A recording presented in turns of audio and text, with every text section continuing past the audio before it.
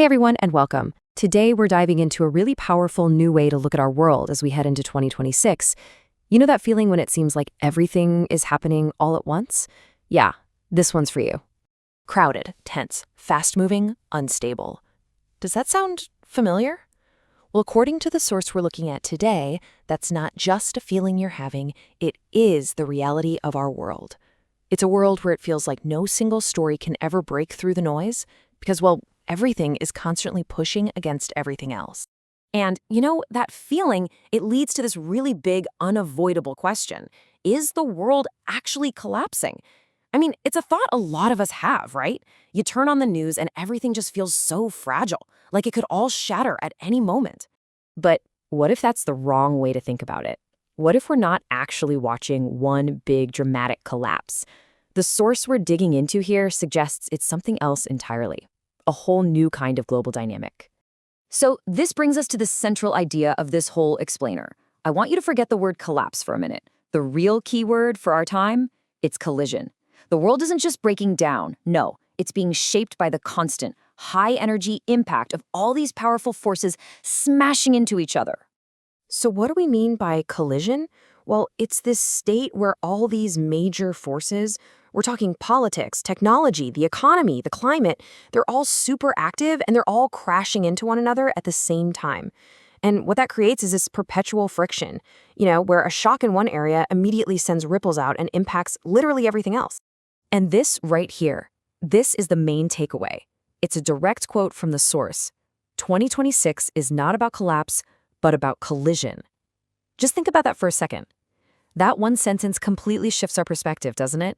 It means we're not just waiting around for one big thing to happen, we're actually living inside a continuous process.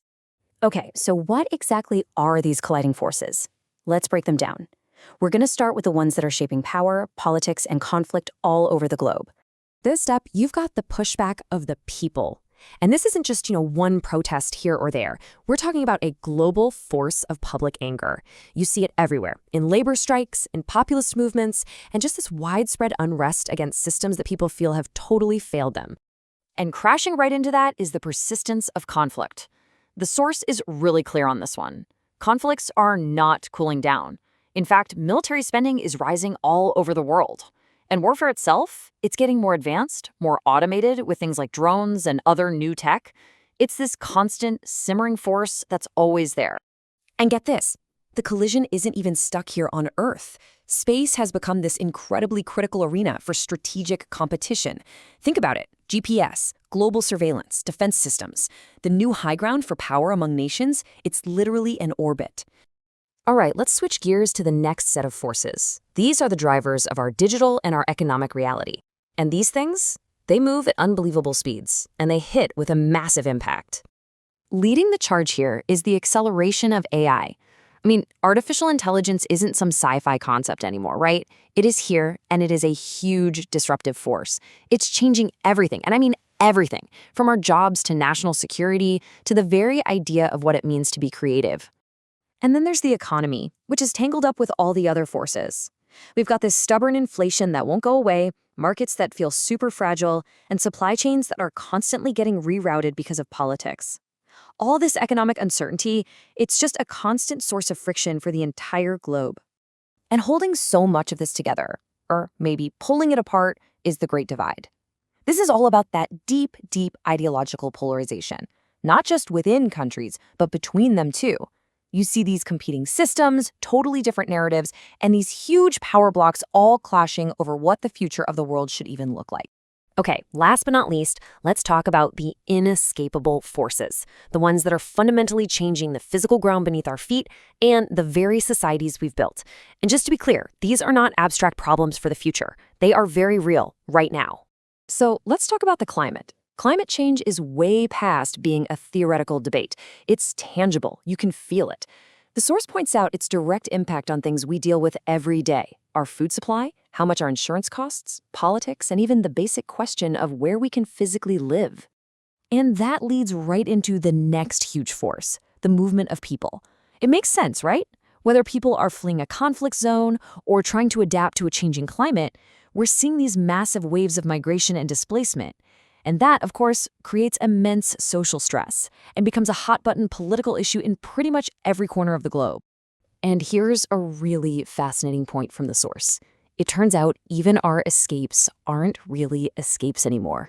Think about sports, culture, entertainment. All of it has become a battleground for political and commercial interests. The very places we go to get away from it all, they're now part of the collision too. Okay, so we've laid out all these individual forces. The big question is, what happens when they all crash into each other at once? How do we even begin to make sense of all that friction? And this is where we really see the heart of the collision idea. No force exists in a vacuum. It's all connected. A breakthrough in AI doesn't just stay in the tech world. It impacts your job security, it changes global politics, and it reshapes military strategy. Or a major climate event. It hits you in the wallet, sure, but it also drives migration, which then shapes international relations. It's all one big interconnected web. So this brings us to the real bottom line. The future isn't about trying to stop these forces from colliding. That's impossible. Instead, the future is going to be defined by how different countries and societies respond to all the friction this collision creates. Their resilience, their ability to adapt, their innovation, that's what's going to matter most. And that leaves us with one final big question to think about. In a world of constant collision, of perpetual friction, who's actually best equipped to handle it? Who's going to rise? And who's going to struggle? Because the answer to that question, well, that's what will define 2026 and the years to come.